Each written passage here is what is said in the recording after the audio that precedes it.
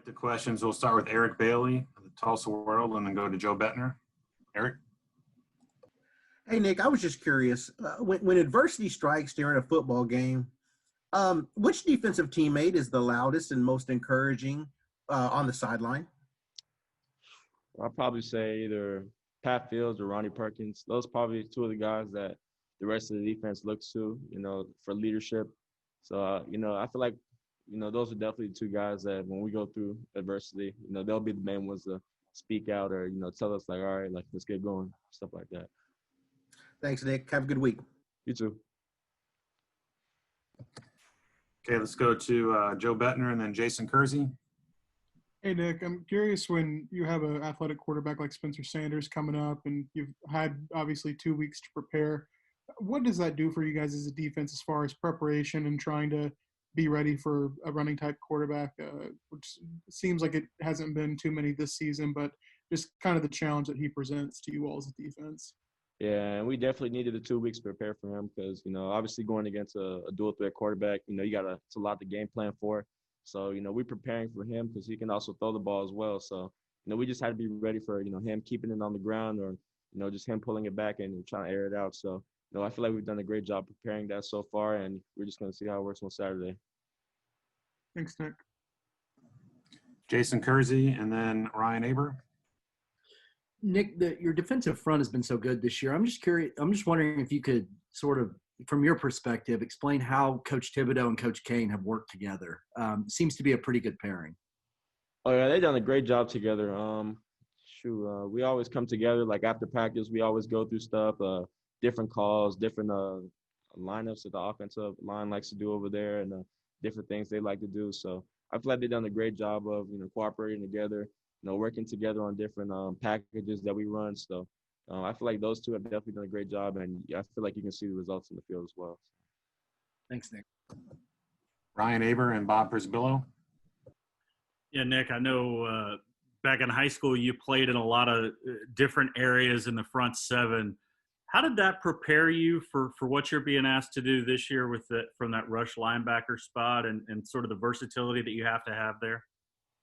Yeah. High school, I played like a lot of outside, and then they also let me rush inside as well. So, I was kind of already used to it, and I feel like when Coach Grinch does those type of stuff, I feel like okay, and I feel like I can adapt well to these different type of scenarios because I've already done it before. So, just helping Coach Grinch and being versatile, I feel like that's a big key for me. So, I'm just doing whatever the defense needs me to do. Did you expect that, though, to be your role when you came to OU? I didn't know what my role was going to be when I came, but, I'm just happy, where I can get in where I fit in, really. So appreciate it, Nick. No problem. Okay, Bob Prisbillo and then Keegan Rennell. And, Nick, we've asked you before about what Coach Cain has brought to the table for you, but what's Coach Cain like during the course of a game? Is he quiet? Is he intense? What's his personality during those 60 minutes? I wouldn't say quiet, but he's like kind of calm. He knows the excitement of the game, so he's not gonna try and bring too much to our play when it comes to that type of stuff. He's gonna do what he has to do to get us ready for the game, and besides that, he won't really say much. I mean, he'll say something to us if we mess up on the call or something, but he won't get too high or too low. He's just gonna let us do our thing, and if we're wrong, we're wrong. But besides that, he just lets us do us, really. Keegan Rennell and then Lee Benson. Yeah, Nick, obviously now 3 weeks having Ronnie back, even just working with the ones in practice. Do you feel his presence now that he's been back and just how many more opportunities maybe you're getting in one-on-one situations and all that stuff? Oh, yeah, I'm definitely feeling his presence, and I feel like the whole defense is as well. That's a guy that just automatically comes in. You can just feel his impact. You can see like a lot of people are starting to get free on the D-line with more one-on-ones because they're paying a lot of attention to him. So the impact that he has on the game, it's better for our defense, and I feel like because he's back, our defense is also better. So he's made a really big impact since he's come back on the team. Thanks, Nick. Okay, Lee Benson and then James Hale. Hey, Nick, for someone like you who rushes the quarterback as much as you do, I've noticed that in a couple key moments against Kansas, you have been asked to kind of take a step back a little bit and maybe do like a spy technique on the quarterback. I think in that fourth down sack you had, I think it looked like you were in that position. So, against Oklahoma State, obviously with Spencer Sanders being one of those speedy type quarterbacks, as a pretty big guy yourself, when you're asked to contain and maybe spy on these guys and have the ability to chase them down if you have to, how does it make you feel knowing that like you're not your typical prototypical undersized type linebacker? You're a big dude, but you're being asked to take care of these quarterbacks that could potentially run away from it. How does it make you feel? Yeah, and I feel like that definitely goes to the type of the type of training that Coach Wiley does. Helping us get faster, so we can run with quarterbacks like that, or even running backs such as that. So, I feel like just having that versatility to do both is just really important for our defense. Have you been asked to do that all season long, or is that more recent? You've been kind of asked to spy some quarterbacks. Just curious. It really depends on who we're playing. Really, if we feel like the quarterback can move a little bit, he'll ask me to spy some, keep an eye on him. But just really who we play. Thanks. Okay, James Hale and John Hoover. Nick, the challenge this week is, try to contain the speed that Oklahoma State has. They have unique speed at quarterback and unique speed at tailback. And Wallace is a fantastic wide receiver. Talk about the challenge of the defense and what you guys have to do in the front seven to try to control all that speed this week. I just feel like we got to keep doing what we've been doing, getting pressure on the quarterback, being disruptive up front.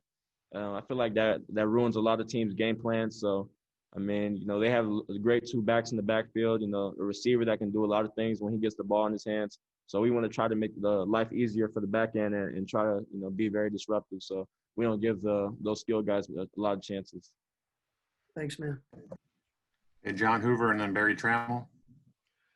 Hey, Nick, I'm wondering if you guys, as a football player, do you ever go into a game knowing you're going to have a speed advantage or a physical advantage or whatever it may be, and then during the game, when you've got a guy kind of worn down or you've got him, beaten or his head's down or whatever, that you're in his head, or what's that feeling like when what you've been practicing all week actually comes to happen in a game? Most definitely, because I honestly do feel like we're one of the most at least conditioned team in the country. We also, I feel like, have one of the fastest defenses in the country. So, I feel like that's a lot of pressure for an offense, to deal with that type of stuff, especially up front. You're not going to see a lot of guys moving fast like the way we do. So I definitely feel like it's a lot of pressure on the offense, and, we kind of live for that kind of stuff. So I definitely feel like it's an advantage for us. Do you feel that happen in games? Like you see guys get down, whether it's blockers or whatever, you just like, okay, we got them now. Yeah, I guess you can say that, yeah. Okay, thank you. No problem. Okay, Barry Trammell. Yeah, Nick, coming from Fort Lauderdale, I assume you didn't know a whole lot about the Bedlam rivalry. Now that you've been a part of it and getting ready for another one this week, do you look at it as like a really emotional type rivalry, or is it against a team that's just always good in the Big 12 and that stands in your way to get what you guys want? No, I most definitely think of it as a rivalry. There's a lot of tradition going back to way before I was even born. So it doesn't really matter where I was from. Just knowing the history behind it and knowing how big of a rivalry game it is. And I just want to go all out for this program and my teammates and help get the W for them. And last one, Parker Thune. Yeah, Nick, I'm wondering about a guy in Marcus Stripling. Seems like you can count on him for one big play in the pass rush every game. What do you see from him? How has he grown from last year to this year? And what can you say about his ability to respond when called upon? Nah, I feel like Strip definitely when he gets his opportunity, he tries to make the most of it. You can see he's had a couple big plays these last couple of weeks, and he's just a guy that he's a really good pass rusher. And when we put him in there, that's what we expect him to do, is get after the quarterback.